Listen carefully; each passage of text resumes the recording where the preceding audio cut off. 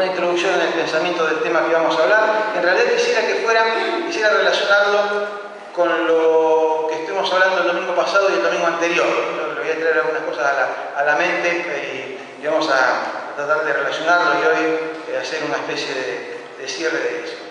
Probablemente, seguramente diría yo, conociéndolos, ninguno de nosotros seamos considerados hombres o mujeres de guerra, militares, que hayamos participado en una guerra.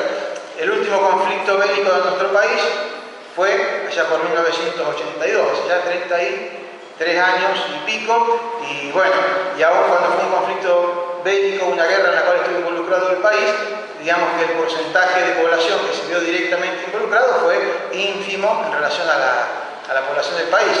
De hecho, creo que ninguno de nosotros estuvo involucrado en esa situación, ¿no? Podríamos decir que hace más de 20 años que fue derogado el servicio militar obligatorio. De hecho, los más chicos ni saben de qué hablamos cuando hablamos del servicio militar obligatorio, ¿no? Es decir, podría seguir enumerando motivos, pero lo cierto es que, repito, probablemente ninguno de nosotros seamos considerados hombres o mujeres de guerra, como si pasa en otros lugares del mundo, como si sucede lamentablemente en otros lugares. Pero también es cierto que aunque no seamos personas de guerra, estamos permanentemente en una situación que podríamos llamar de guerra, de lucha, de pelea, ¿no? Conflicto, enfrentamiento. Todos, absolutamente, tenemos enemigos de distintas características a las cuales nos enfrentamos diariamente. A lo mejor yo no tengo enemigos, hablando de terceras personas que considero que pueden ser enemigos, pero quizás no sean terceras personas, pero sí son muchas veces enemigos internos, qué sé yo. Todos absolutamente tenemos enemigos. Si hay uno que no tiene ningún enemigo de ningún tipo, sea externo, sea interno, sea otra persona, o sea alguna cosa, levántese, lo liberamos por esta noche, váyase a su casa o pase a decirnos cómo hace. Esta sería la otra opción. Todos tenemos enemigos de distintas características a los cuales nos enfrentamos diariamente. De hecho, el apóstol Pablo dice allí en Efesios capítulo 6, versículo 12, el conocido texto donde menciona que no tenemos lucha contra carne y sangre, sino contra potestades, contra principados, contra los gobernadores de las tinieblas de este siglo, contra huestes espirituales de maldad en las regiones celestes. Recordarán que hace un par de domingos estuvimos hablando de Juan capítulo 10, versículo 10, y decíamos que, bueno, que Dios y Satanás están involucrados en una están involucrados en una guerra, en una lucha, ¿no? Pero hay mucha gente, y me repito un poquito en lo que mencioné el otro día, muchos creyentes en las iglesias que piensan que Dios y Satanás están involucrados en una especie de guerra cósmica, por allá, en algún lugar, en altas esferas espirituales, en otras dimensiones, sin darse tregua, día tras día, hasta el desenlace final. Round tras round, golpe tras golpe, a lo largo de la historia, hasta que llegue el momento del knockout. Ya sabemos quién lo pega, tiene que pegar el knockout y quién es el que cae. Pero bueno, algunos piensan que pasa eso. En algún lado, Dios y Satanás en alguna esfera espiritual, quién sabe dónde luchan, ¿no? Y analizamos el pasaje donde Jesús nos advierte y nos dice que el ladrón, refiriéndose al diablo, no viene sino para hurtar, para matar y para destruir. Lo analizamos el pasaje ese día, no lo vamos a hacer de vuelta desde esta noche, pero decíamos que Satanás en primer lugar viene con el propósito de hurtar aquello que es nuestra particular herencia como criaturas y como hijos de Dios. Nos quita el goce de la vida tal como Dios la consiguió para nosotros. Pero aparte no se queda contento con hurtar, sino que además quiere matar. Viene para matar. ¿Viene para matar qué? La ausencia de mencionado eso de disfrutar de la vida espiritual, de la comunión con Dios, produce terribles estragos en la identidad de las personas, ¿no? Hasta que va aniquilando su personalidad, trayendo sufrimiento, plagada de dolor, plagada de conflictos consigo mismo, con terceros, viene para matar. Pero no se conforma tampoco con eso, sino que viene para hurtar, para matar y para destruir. Y decíamos que la palabra más correcta y concreta es para aniquilar, para destruir por completo, lo cual en términos bíblicos estamos hablando de la separación eterna de Dios, el infierno, ¿no? La muerte eterna espiritual. el ladrón no viene sino para hurtar, para matar y para destruir. Entonces eso lo traemos a nuestra realidad y decíamos que el diablo no anda luchando con Dios por ahí, porque sabe que con Dios no puede. Entonces, como sabe que con Dios no puede, ¿cuál es su estrategia? Avanza contra aquellos que son a quienes Dios más quiere, que no somos ni más ni menos que nosotros, los seres humanos. Entonces, el diablo, su estrategia es atacarnos a nosotros, para ocultarnos, para matarnos y para destruirnos. Y en la medida que él logre eso, como sabe que a Dios no lo va a poder vencer, pero en la medida que él logre eso, ya es su propósito, es su fin y es lo que le satisface. Entonces nosotros estamos involucrados en esa lucha y en esa guerra espiritual, ¿no? Que no se produce en toda dimensión, pero en la cual estamos involucrados como seres humanos, ni siquiera como hijos de Dios, como seres humanos, porque el diablo utiliza lo que nosotros tenemos como hijos de Dios, es la luz que nos da el Señor y su poder para poder enfrentar todas esas situaciones y saber lo que tenemos que hacer, ¿no? Hubo una persona cuya vida se relata en la Biblia, quien fue verdaderamente un hombre de guerra. Vamos a encontrarnos en 1 Crónicas, capítulo 28, versículo 3.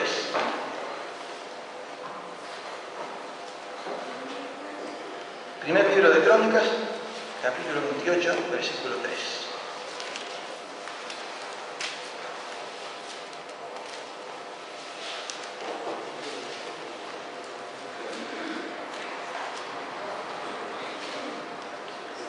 Mientras ustedes lo buscan,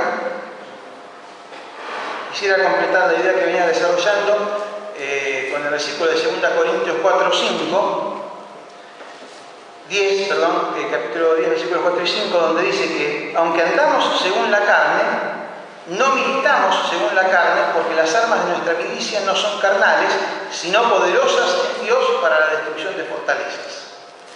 Y si lo leemos en la versión internacional, lo expresa así: aunque vivimos en el mundo, no libramos batallas como lo hace el mundo. Las armas con que luchamos no son del mundo, sino que tienen el poder divino para derribar fortalezas. Esa es la diferencia que tenemos los hijos de Dios con aquellos que no son hijos de Dios. Porque tenemos armas para luchar que no son de este mundo. Son armas que tienen el poder divino para derribar fortalezas. Y decíamos, mencionábamos el otro domingo, que las dos armas más importantes que contamos, siendo ya hijos de Dios, son la lectura de la palabra, la Biblia, la presencia del Espíritu Santo en nuestras vidas y la oración. Y hablamos también acerca de cómo orar. Y mencionábamos, y compartía yo una frase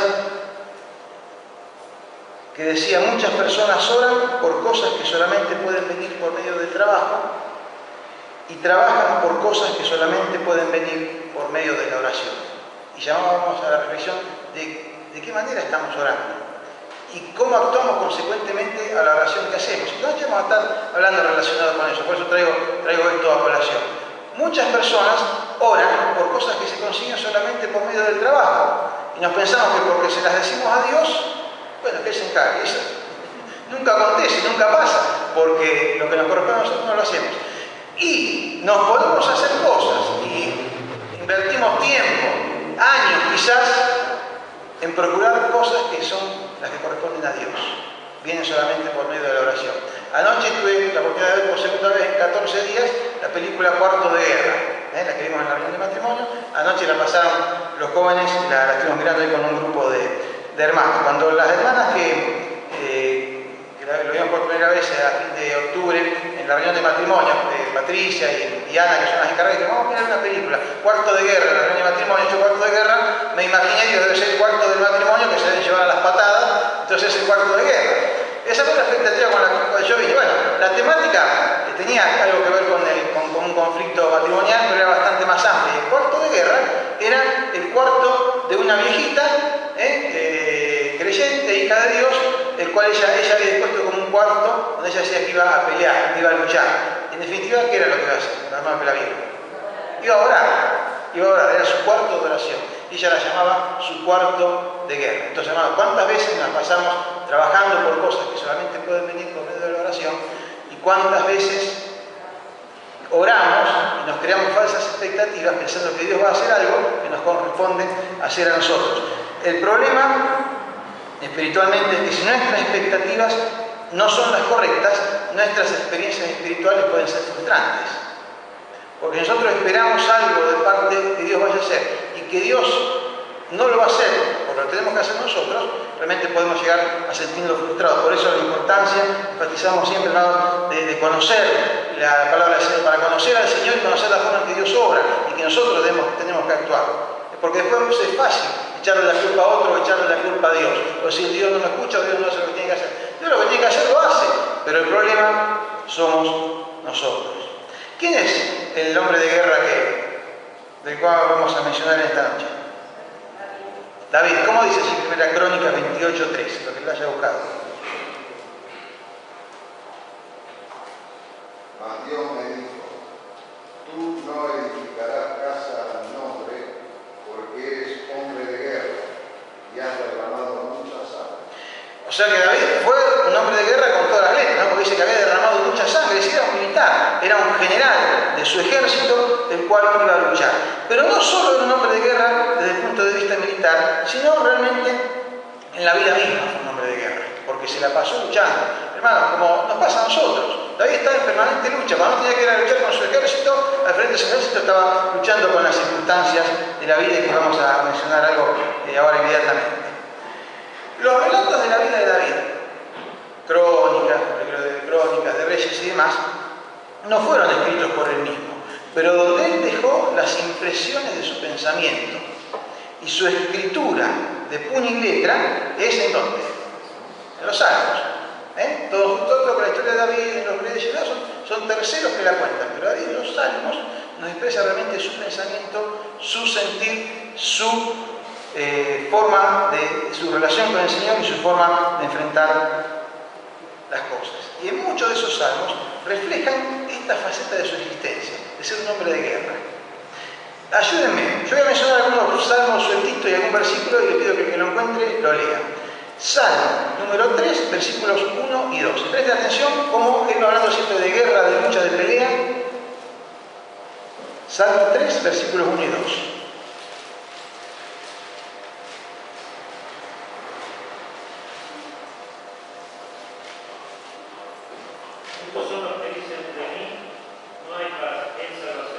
El 1 también, David.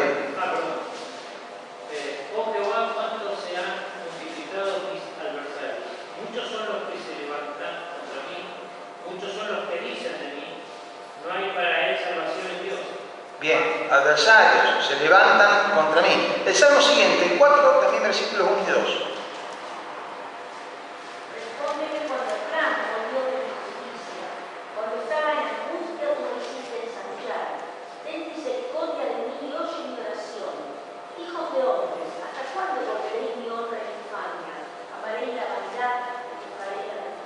Otro tipo de lucha, ¿no? Otro tipo de enemigo. Salmo 5, versículo 1. Escucha, oh Jehová, mis palabras, considera mis gemidos. La primera parte del versículo 8 del mismo salmo. Oh Jehová, Señor nuestro. No, Perdón. 5, 8. 5:8. Guíame, Jehová, en tu justicia a causa de mis enemigos. Bien, Salmo 6, versículos 2 y 3. Ten misericordia de mí, oh Jehová, porque estoy enfermo. Sáname, oh Jehová, porque mis huesos se estremecen. Mi alma también está muy turbada. ¿Y tú, Jehová, hasta cuándo? Otro tipo de enemigo, ¿no? En el mismo salmo, los versículos 6 y 7.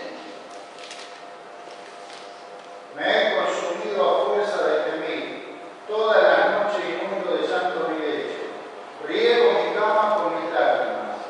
Mis ojos están gastados de sufrir. Se han envejecido a causa de todos mis angustiadores. Mis angustiadores. Salmo 7, 1 y 2. Jehová, Dios mío, en ti he confiado. Sálvame de todos los que me persiguen y líbrame. No sea que desgarren mi alma o al dolor, me destrocen sin que haya quien me libre. No. Salmo 9, 3, ¿de quién habla allí? De sus enemigos. Mis enemigos volvieron atrás. Salmo 11, versículos 1 y 2. Jehová es confiado, como decís en mi alma, que escapé al monte y al agua, porque he aquí los malos tienden el arco y ponen sus saetas sobre las cuerdas para asaetar en oculto a los rectos de corazón. Y uno más, por leer algo. En el Salmo 12, el versículo 2 y el 8. Habla mentira cada uno con su propio. Hablan con labios y sorteos, con doblez de corazón. Cercando andan los malos, cuando la vileza es exaltada entre los hijos de los hombres. Qué frase, ¿eh? Cuando la vileza es exaltada entre los hijos de los hombres. Otra que dice, bueno,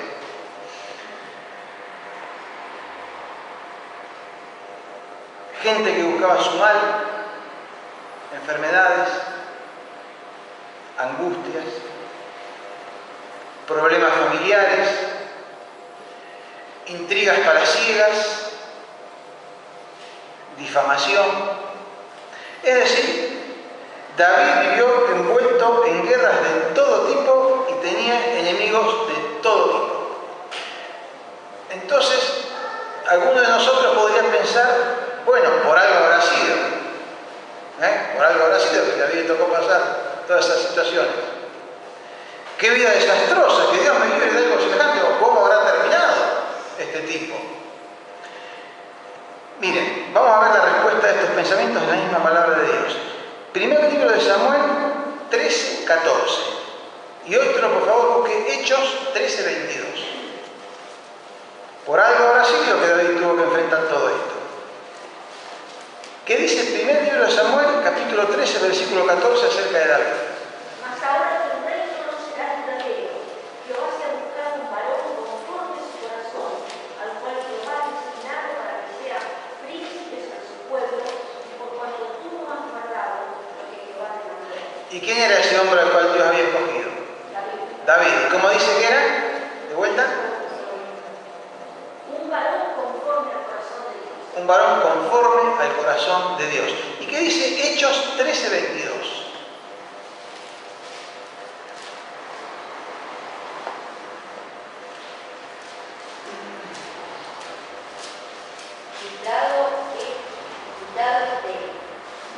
Levantó por rey a David, de quien dio también testimonio, diciendo: he hallado a David, hijo de Isaí, varón conforme a mi corazón, quien hará todo lo que yo quiero.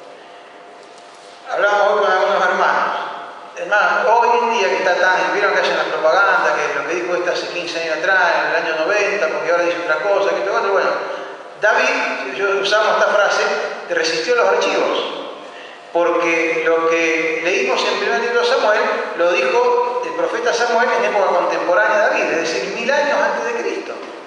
Y pasaron más de 1000 años hasta el momento en que el apóstol Pablo cita nuevamente las Escrituras y dice: David, ya habían pasado más de 1000 años, varón conforme al corazón de Dios. Es decir, David era un varón conforme al corazón de Dios. Resistió los archivos. Y no solo eso, sino que el versículo siguiente que leyó María Luján, de la descendencia de David, y conforme a la promesa, Dios levantó a Jesús por Salvador a Israel. David. Problemas al por mayor. Enemigos por todos lados. Fallas personales, muchas.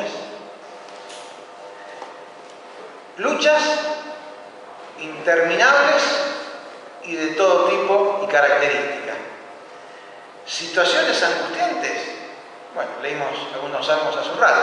Él mismo las confesó. ¿Hizo todo esto que David fuera un fracasado? ¿Hizo todo esto que él tuvo que enfrentar? ¿Que David bajara los brazos? ¿Que David se rindiera? ¿Que renunciara? ¿O que terminara derrotado? Por supuesto que no. Por supuesto que no. Nos lo dice la Escritura. Entonces, mira, tal lo dice así que leo un solo versículo, Primera Crónica, capítulo 29, versículo 28, ya David estaba terminando su vida, y dice el escritor bíblico, y murió en buena vejez, lleno de días, de riquezas y de gloria, y su poder y los tiempos que pasaron sobre él, etcétera, etcétera. Así que, miren, David, un tipo que triunfó, un tipo victorioso, luchó y salió triunfante. Entonces, ¿cuál fue su secreto para llevar una vida victoriosa en medio de toda esta situación que en este rato hemos tratado de describir, para que nosotros, en alguna medida, veamos que no somos los únicos que nos toca luchar contra enemigos de distinto tipo y características?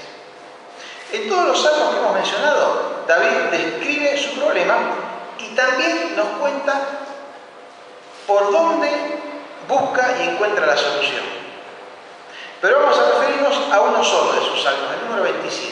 Así que yo les pido que abran allí el Salmo 27 y ahí nos vamos a quedar.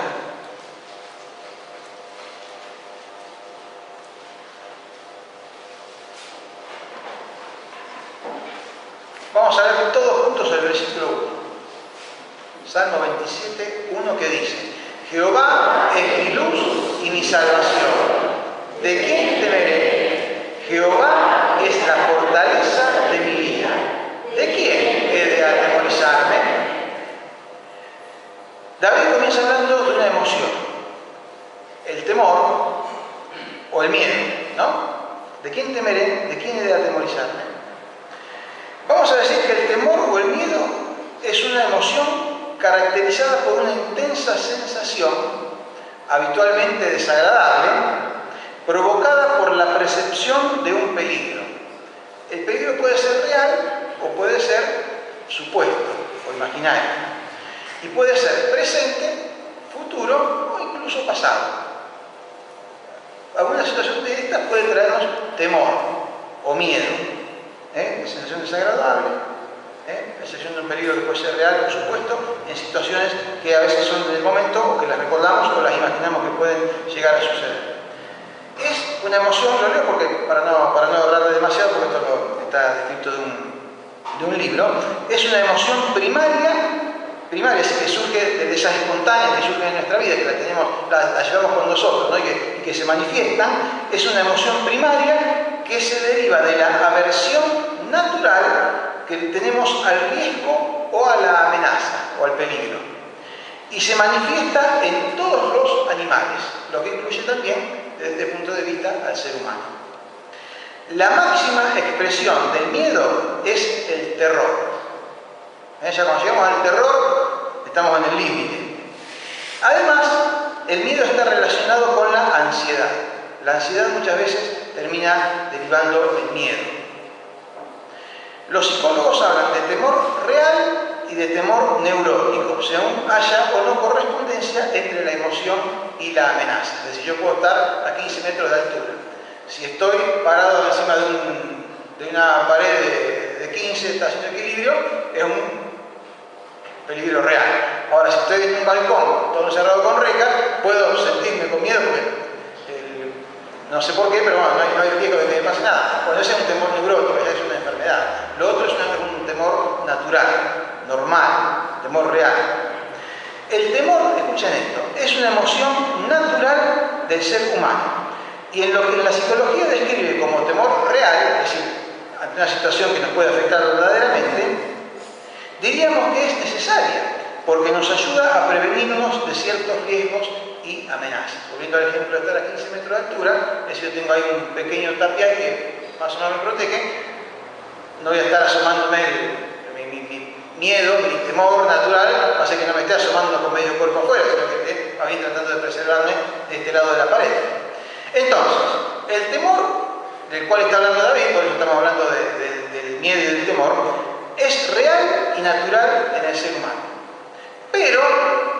Pero se transforma en una enfermedad cuando deja de ser un mecanismo de defensa para transformarse en un estado habitual de miedo, de ansiedad, de paralización, de agresividad y otros estados no deseables.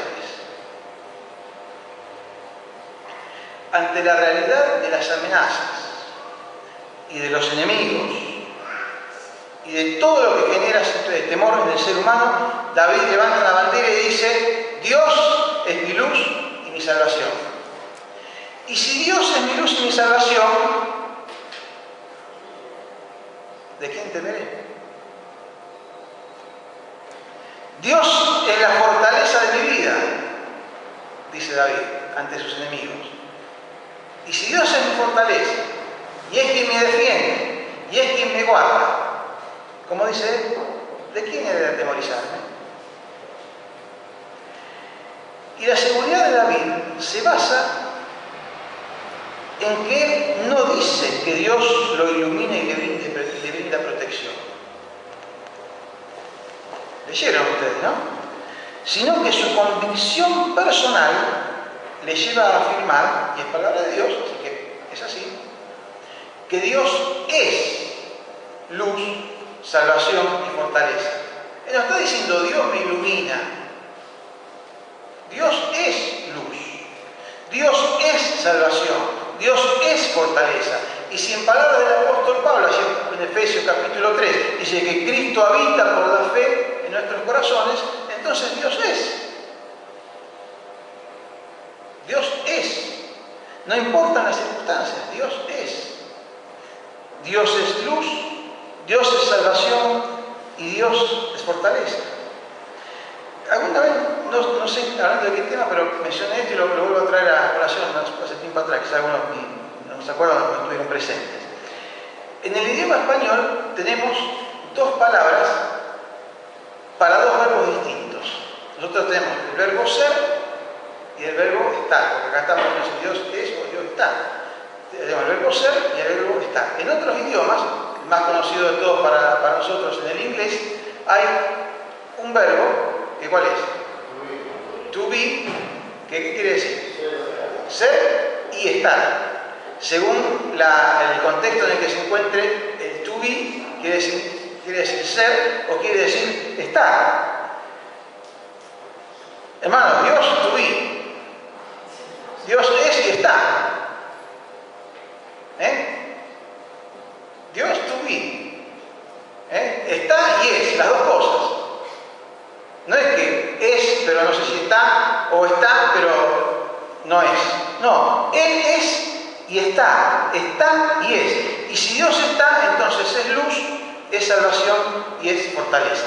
Esta seguridad y esa experiencia en su vida le permite a David hacer algunas afirmaciones que vamos a seguir ahí en el Salmo 27, rápidamente, sin hacer, pero que, para que veamos cómo él lo vivía en su vida. Versículo 2, alguno léalo, por favor.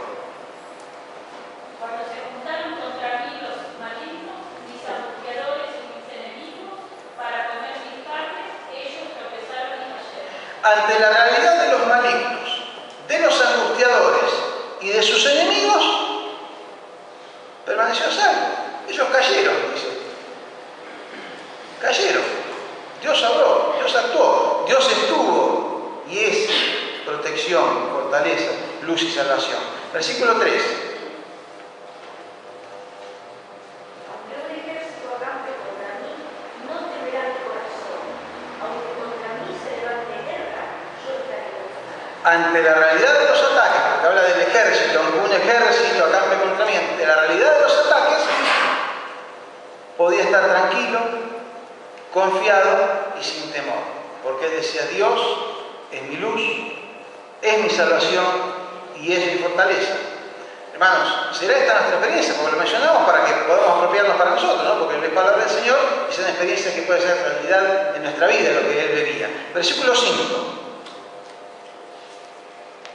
Porque él me esconderá en su tabernáculo, en el día del mal. Me ocultará en lo reservado de su morada. Sobre una roca me pondrá en alto. Ante la realidad de las amenazas, gozaba de abrigo y gozaba de protección. La realidad de las amenazas, porque él era amenazado, gozaba de abrigo y de protección. Versículo 6 finalmente. Luego levantará mi cabeza sobre mis enemigos y me rodean, y yo sacrificaré en sus tabernáculos sacrificios de júbilo. Cantaré y entonaré alabanzas a Jehová. Luego de ser preservado del peligro, de ser salvo de sus enemigos, dice, pude levantar mi cabeza, pudo asomarse sobre sus enemigos, pero no para vengarse, sino para atribuir el triunfo al Señor y gozarse en su salvación. No para vengarse ni para burlarse, sino, como dice allí, para sacrificar sacrificios de júbilo. Cantaré y entonaré alabanzas a Jehová, quien fue el que produjo todo eso. ¿Dónde buscamos nosotros el refugio? ¿Dónde buscamos la salida? ¿Dónde buscamos la salvación? ¿Quién de nosotros pudiera vivir esta experiencia de David en su vida? ¿Será posible? ¿Y cómo no va a ser posible? ¿Cuán cerca o cuán lejos estamos de eso? En gran medida de lo que nosotros mismos nos propongamos. Tan lejos o tan cerca de eso como nosotros mismos nos propongamos, tal cual sea nuestra actitud y nuestra relación con el Señor. Las iglesias están repletas de personas con la buena intención de ser hijos de Dios.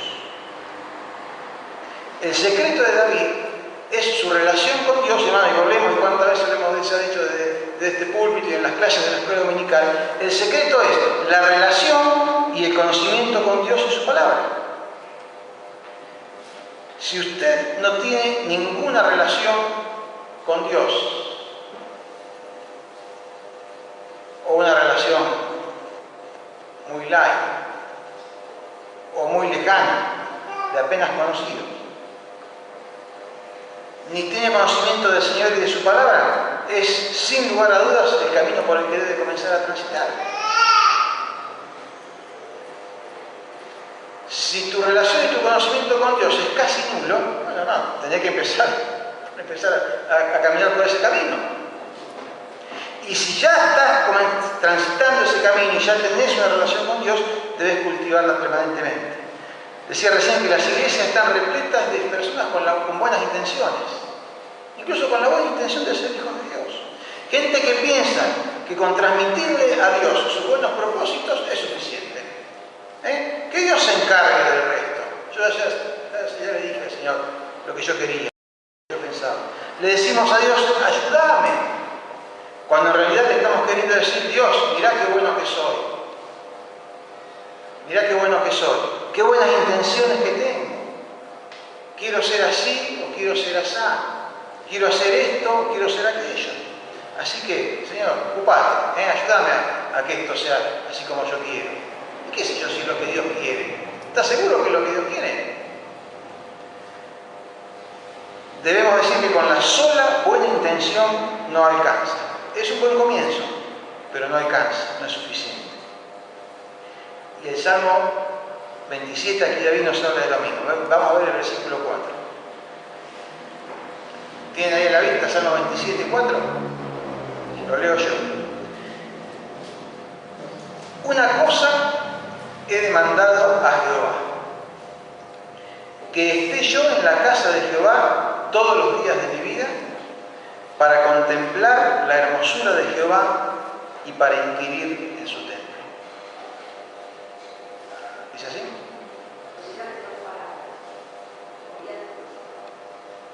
No dice así, pero dice más. Una cosa he demandado a Jehová.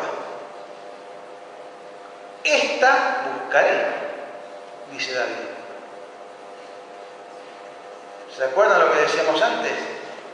Hace un rato, que oramos por cosas en las cuales debemos trabajar y nos ponemos a perder tiempo en cosas que corresponden que las haga Dios, es como las que mencionaba la película.